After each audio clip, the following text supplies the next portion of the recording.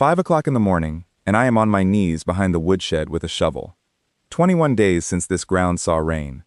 The blade goes in and the dirt comes up in chunks, dry all the way through, and it makes a sound like breaking a soda cracker. I dig a bowl, 3 feet across, near 2 feet down. I throw a double handful of weeds in the bottom, green side up, set an old tin can dead center, stretch clear plastic over the whole thing, weight the edge with rock, and lay a smooth stone in the middle so the plastic sags into a cone. Then I go have my coffee and forget about it. 4 in the afternoon, I come back out.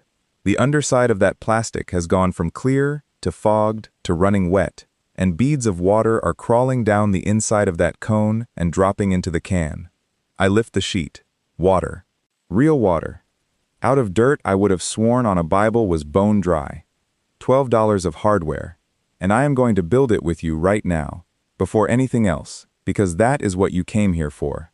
But I will be square with you. That hole is number 20 on my list. It is the smallest thing here.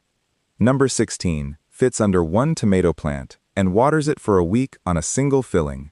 Number 12 costs nothing at all and can put 600 gallons on your property in one storm. And number 2 does not catch a single drop of water.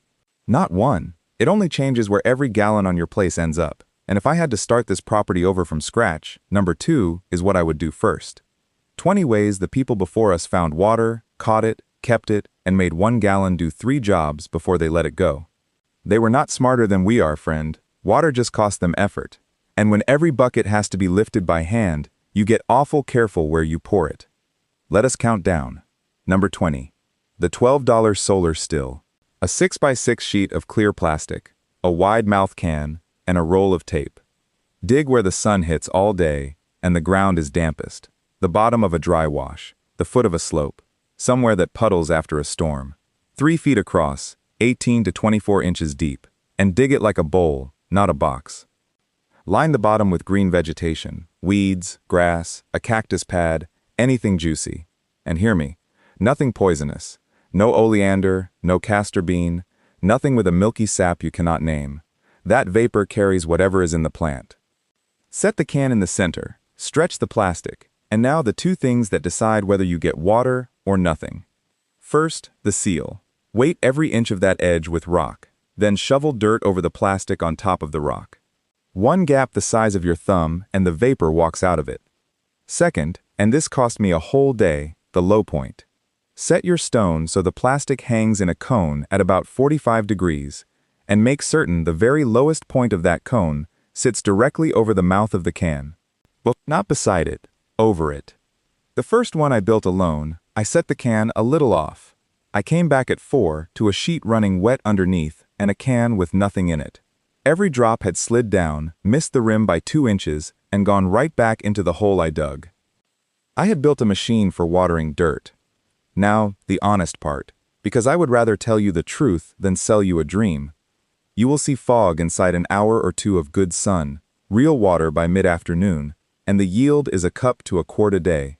The most careful measurement I could put my hands on came out of the United States Water Conservation Laboratory in Tempe, Arizona. 2 researchers, Jackson and Van Bavel, in the journal Science, 1965. 1.5 liters from a single survival still, on a good day, packed with plant material. A man working in the heat needs a gallon a day. This gives you a quart. That does not make it a bad trick. It makes it the right trick for a different problem than the one you have got. That hole was built to keep 1 person alive for 3 days in a desert.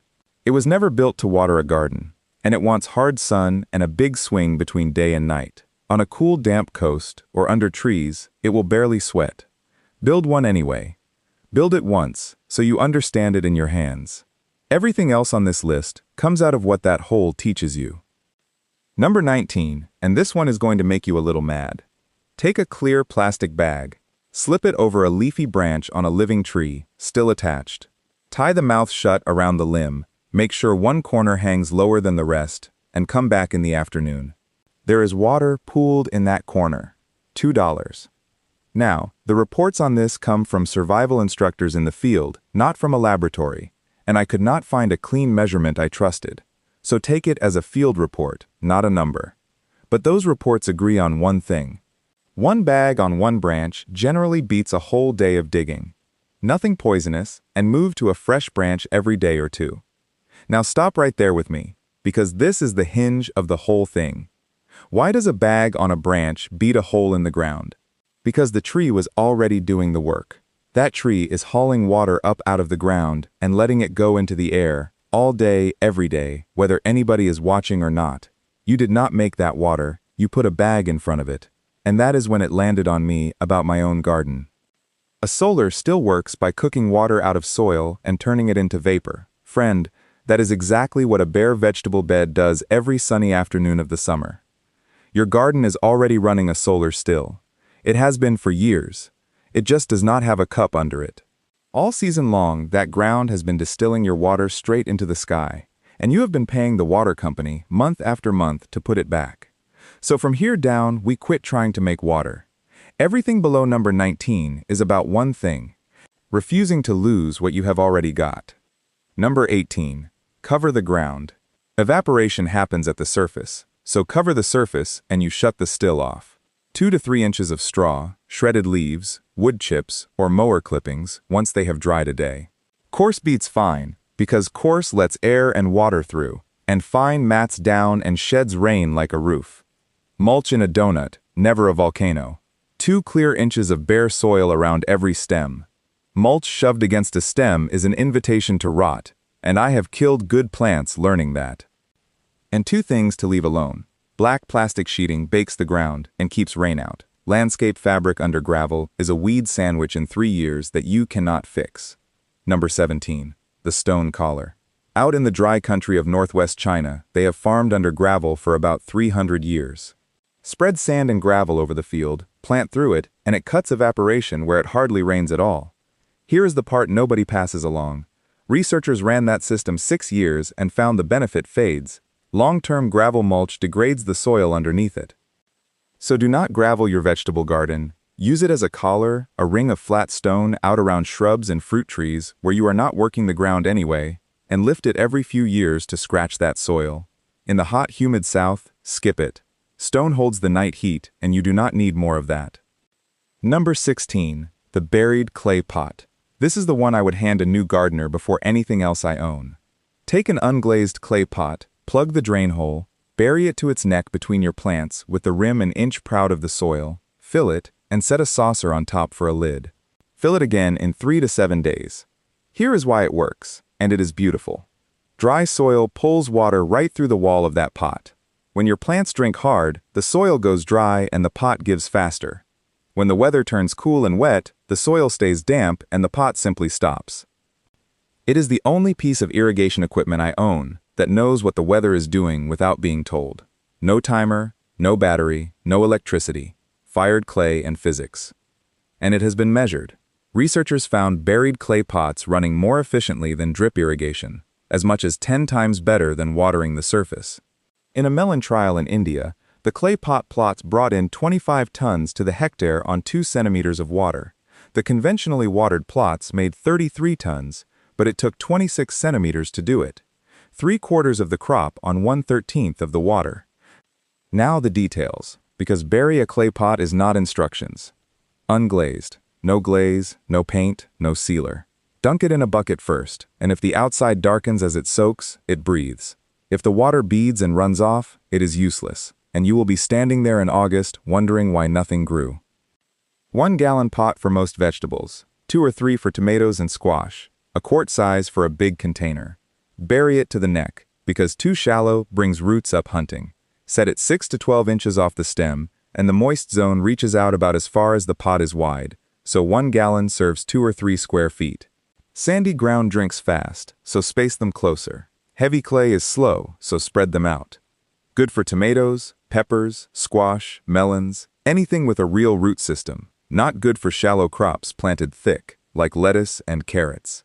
And for roses and shrubs, hold on, because number 15 is yours. And the winter, pull them in October. I lost 2 good pots my first year. Left them in the ground full of water, the freeze came, and they split down the side like a dropped plate. Now they winter in the shed, and I have had the same pots 8 years running. Number 15. The deep pipe. Here is the trouble with a young rose or a new shrub. You water the surface, so the roots stay at the surface, and the top 2 inches of soil is exactly the layer that cooks in July. That is why so many things die in their second August and not their first. Take a piece of 1.5-inch pipe, 18 to 24 inches long. Drill 1/4-inch holes down the length. Sink it straight down alongside the root ball when you plant. Leave 2 inches sticking up. Cap it with screen. Now you pour into the pipe instead of onto the ground, and the roots follow the water down.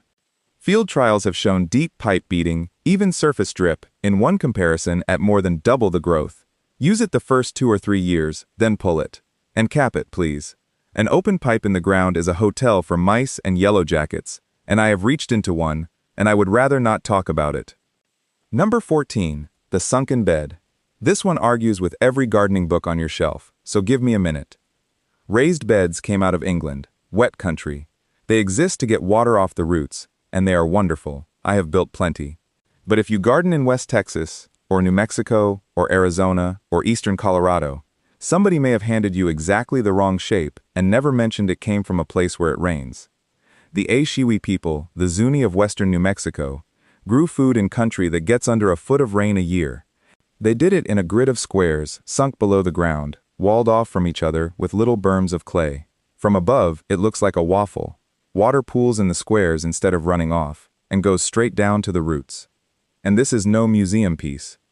Jim Inode has been planting a waffle garden for 64 years. He learned to build them from his grandmother. Squares about 2 foot by 2 foot. Floor 3 or 4 inches below grade. Walls 3 or 4 inches up out of the dirt you took out. Packed down hard. And here is what surprised me. Those walls do as much work blocking wind as holding water. A dry wind pulls moisture off a leaf faster than the sun does. Now, who should not do this? Heavy clay? Do not. High water table? Do not. More than about 30 inches of rain a year? Do not. Because you will grow a pond. Keep it 10 feet off your foundation. And if a square holds water longer than 48 hours, you are not growing vegetables, you are raising mosquitoes. Number 13. The tree basin. And it is the simplest thing on the list. Build a ring of soil 4 to 6 inches high, out at the drip line, the edge of the canopy, and leave it. Never pile soil against the trunk. That is how you rot a tree at the collar. 20 gallons poured into a basin soaks straight down. 20 gallons on flat ground, half of it walks off to the neighbors. And fill it twice, half an hour apart. The first pass softens the crust, the second one goes deep. Quick breather. 3 old water tricks I would not spend $1 on. 1. Air wells. There is a story that the ancient Greeks built stone pyramids that pulled drinking water out of the night air. A Russian engineer believed it hard enough to build one himself in 1914. Archaeologists went back and dug. Those stone heaps were Scythian and Greek tombs. 2. Dew ponds. Those famous English ponds that supposedly filled from dew fill from rain. The name may have come from a fellow named Dew who dug them. 3. Fog nets. Real, but the good measurements come off the coast of the Atacama Desert in Chile, around 3 liters per square meter a day. If you cannot walk out at dawn and get your shirt wet, you will harvest a damp rag. Nobody told those stories on purpose. Things get repeated until they start to sound measured. Now, number 12. And it is the biggest jump on the list. Number 12. Turn your downspout around. 1 inch of rain gives you 0.6 of a gallon on every square foot. A water specialist with Texas A&M Extension named Fuad Jaber puts it plain. 1,000 square foot roof, 1 inch of rain, about 620 gallons. 620 gallons. I have carried 2-gallon cans across this yard in August. That is 310 trips. And it fell on my house while I was asleep, and I let every drop run down the drive into the street. And it is not just rainy country. That same roof, in a place that gets 10 inches a year, still catches better than 6,000 gallons. You know what it costs to stop wasting it? A $4 elbow and a length of flexible pipe. Point that downspout at the high end of a bed, or into a tree basin, or into a shallow planted dip. And here is your homework. Next real storm, put your coat on and go stand out in it. Watch where the water runs and where it puddles. Your yard will tell you its whole secret in 5 minutes if you will stand there and listen with your eyes. Just keep it 10 feet off the foundation, and do not send it onto your neighbor's ground. That is a fine way to lose a friendship. Number 11. The first flush. The first water off a roof carries dust, pollen, and whatever the birds left up there, so you divert it. A standpipe fills with that dirty water and seals itself off, and only the clean water behind it goes onto your barrel. Size it right. 1 to 2 gallons of diverter for every 100 square feet of roof. A 1,000-foot roof is 10 gallons, and in 4-inch pipe, a gallon takes about 18 inches of length, so you want 15 feet. You can elbow it and run it sideways along the ground if you have not got the height. And here is what almost everybody skips. There is a little drip valve at the bottom, and it has to empty that pipe between storms. If it clogs, your diverter stays full, and the next rain runs straight through it dirty. Look at it once a month, $12 of pipe and fittings, and it only works if you check on it. Number 10. The rain barrel, done right. 4 things, and everyone comes from the extension folks, not from me. Screen it, the gutter and the inlet and the overflow, every hole a mosquito could walk into, because she will, and she will bring the family. Use a dark barrel or paint it dark, or you are growing algae. Set it up on blocks, and know what it is.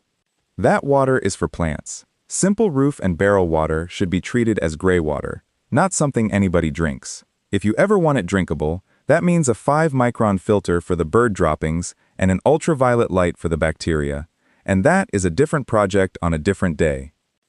My first barrel, I screened the top beautifully and forgot the overflow entirely, grew the finest crop of mosquito larvae in the county. And one honest word about the law, because you will hear noise. Catching rain off your own roof is legal in all 50 states today. A few western states still cap how much you may hold, so look up your own county before you build anything big. That is not a conspiracy. That is old water law from the 1800s, changing slowly. Number 9. The cistern. Under a lot of old farmhouses, there is a masonry tank nobody has opened in 60 years. 2,000 gallons, fed off the roof, drawn with a hand pump at the kitchen sink. They quit building them about the time the water main came out past the town line. Here is the sizing rule nobody tells you, and it is the one that matters. You do not size a tank to your yearly rainfall. You size it to your longest dry spell. A garden bed wants about an inch of water a week, and an inch on 100 square feet is roughly 62 gallons. So a 200 square foot garden, 4 weeks without rain, needs about 500 gallons stored. Not 55, 500. The modern version is a 275-gallon tote off any farm supply lot. Shade it or wrap it, because clear plastic plus sunshine is green soup. Number 8. Storing it so it keeps. Dark, sealed, screened, and rainwater holds fine for months for garden use. Bright and open, it is algae in 2 weeks. Draw it below 3/4 before a hard freeze, or drain it out. And here is why your plants notice. Rainwater is soft. No chlorine, no sodium, none of the hard minerals in tap water, and it runs a touch acid. That is why your grandmother washed her hair in it, and it is why an azalea or a blueberry will show you the difference inside one season. Number 7. Your soil is the biggest tank you own. You will see a number going around. Every 1% of organic matter you add holds 20,000 more gallons per acre. I wanted that to be true. It is shakier than it sounds. A soil health specialist at the University of Minnesota Extension named Anna Cates ran the honest math. For a medium-textured soil, 1 foot deep, 1% more organic matter buys you around 3,400 gallons an acre. About 1/9 of an inch of rain staying in the ground instead of running off it. Not 20,000, 3,400. But 3,400 gallons you did not buy, that never freezes, that needs no lid, sitting exactly where the roots already are. I will take it, and it climbs a little every year you keep feeding that ground. Feed the soil, and the soil starts holding your water for you. Number 6. Put the barrel up on blocks. Every foot of height gives you a little over 4/10 of a pound of pressure. 2 cinder blocks under that barrel, call it 16 inches, and you have installed a pump with no cord, no motor, and nothing on it to break. Let me be straight about what it will not do. 16 inches will not run a sprinkler, and anybody who tells you different has never tried it. What it will do is run a short soaker hose, feed a gravity drip line, and fill a watering can in a hurry instead of a trickle. Want more? Build a platform, but build it right. A full 55-gallon barrel weighs better than 450 pounds. $12. 2 blocks and a brass spigot. Get the brass. The plastic one is the first thing that fails. Number 5. The gravity line. 1/2-inch line off the spigot. Out to a soaker hose, laid along the row, and covered with an inch of mulch. Open it in the evening, close it in the morning. No power, no timer, and the water goes into the ground instead of onto the leaves. Gravity hates a sag, so that line runs downhill the whole way. One dip in the middle is an air pocket, and the whole thing quits on you. And if you are one of the lucky ones with a spring uphill of the house, it is the same physics, only bigger. Box the head in stone or concrete, run a line down, and it will pour for a lifetime with no switch to throw. But call your county extension office before you touch it, because done wrong you contaminate the very thing you meant to protect. And whatever you dig, call 811 first. It is free. They come mark the gas and the power and the water lines, and people have been badly hurt skipping that call. Number 4. Laundry to landscape. Your washing machine puts out more water in one load than my whole garden drinks on a hot afternoon, and it goes down a drain. A 3-way valve on the discharge hose, about $12, sends it to a mulch basin around a fruit tree instead, under the mulch, not on top. Now the rules, and these come from the master gardeners out of the University of California, and I am not going to soften them. Do not put it on anything you eat. No vegetables, no root crops, no edible part of any plant. Fruit trees are fine, but keep it off the fruit. Do not store it more than 24 hours. Never run it through a sprinkler. Do not let it pool or run onto a walkway, and do not use it on potted plants. Liquid detergent, low sodium, low boron. Nothing from washing diapers, nothing from greasy rags. And check your local rules, because some states allow a washing machine system with no permit and others do not. Number 3. The water you are already throwing away.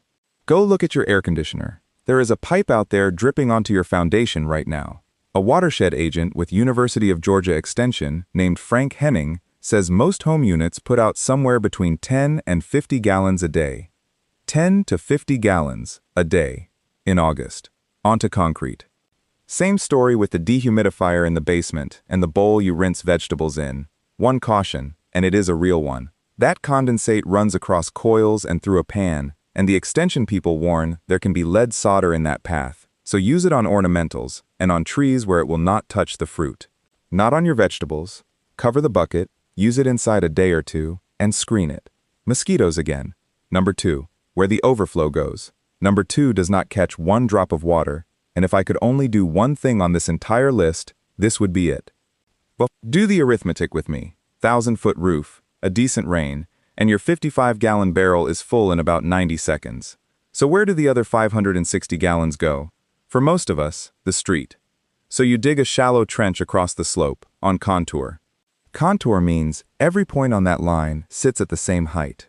You find it with an A-frame level, 2 sticks and a crossbar, and a string with a weight down the middle. 20 minutes to build, costs nothing.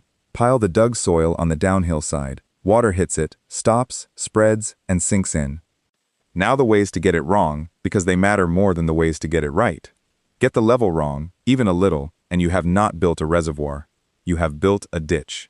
And a ditch moves water faster, cuts a gully, and leaves your erosion worse than the day you started. 10 feet off the foundation, not over a septic field, not where it ends up on somebody else's ground. And call 811. And every basin needs an answer to one question. If this fills, where does it go next? Plan the overflow. A low dip, a rain garden, a stock pond if you have the room. Water always leaves. Your only job is deciding where. Anything standing longer than 48 hours and you are raising mosquitoes, not soaking rain. Number 1. Number 1 is not a trick.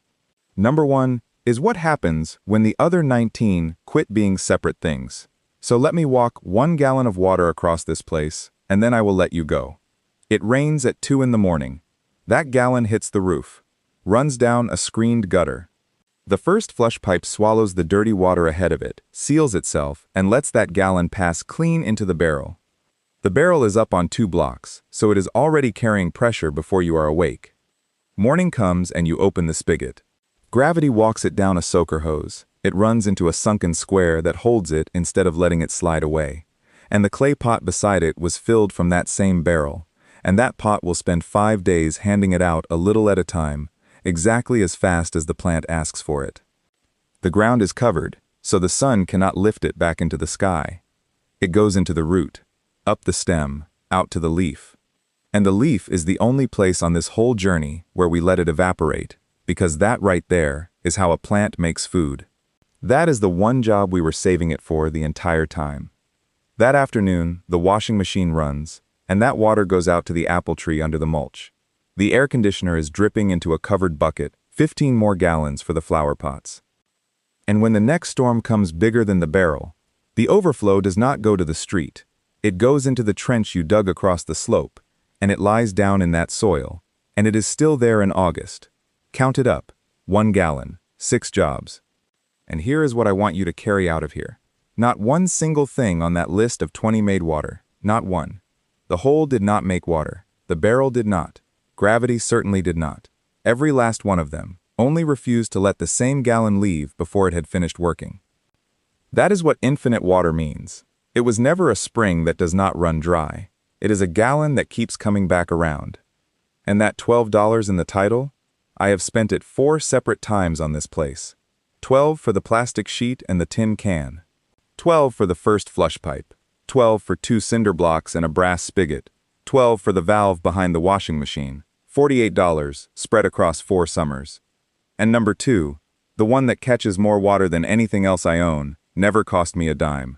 Because it is not a thing you buy, it is a shape you dig. I am not going to tell you the tap is your enemy. Clean water out of a faucet is one of the finest things people ever built. But it is so good at its job that it quietly took something away from us. It took away the noticing. When every bucket had to be lifted by hand, nobody poured good water out on a driveway. They were not smarter than we are. Water just cost them effort, so they watched where it went. They paid attention because they had to, and we stopped because we did not have to anymore. You can start again for free this Saturday with a shovel.